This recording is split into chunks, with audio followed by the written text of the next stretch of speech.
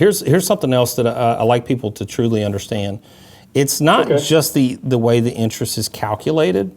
In my opinion, one of the best benefits of HELOC versus mortgage is the liquid nature of it. That's why you have the confidence to put all of your money in there. So let's say all things being equal, same mortgage rate, same HELOC rate, same balance, et cetera. Could you pay a mortgage off almost as fast as a HELOC? Yes. I say almost because it's not quite, because the interest is different. But here's the reason why no one does it. You don't have liquidity. So let me give you an example. You make 10 grand a month. You've got 5,000 a month in expenses. I'm just using easy numbers. Would you ever put $10,000 into your mortgage? 100% of your income? No. The reason being is you got $5,000 of expenses.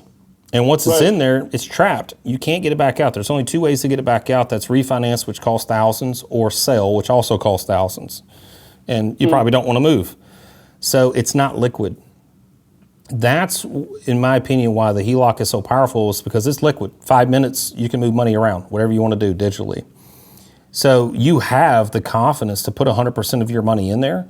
And because you're putting 100% of your income in there for a vessel to store cash, I'm not saying it should always stay in there. You might spot an opportunity or have a necessity, a negative reason that you need access to that capital. But you're going to do so because you have the confidence that you can move it around. Right. You don't have that confidence with a mortgage. And because you're putting everything in there, you just gave every dollar you make a job. It's either saving you interest or making you interest. Can't do that in the mortgage world. That was, and keep in mind, you're talking to somebody that did mortgages for over 17 years. We still, to this day, actually, I was just talking to my sales manager, I think it was 2 days ago.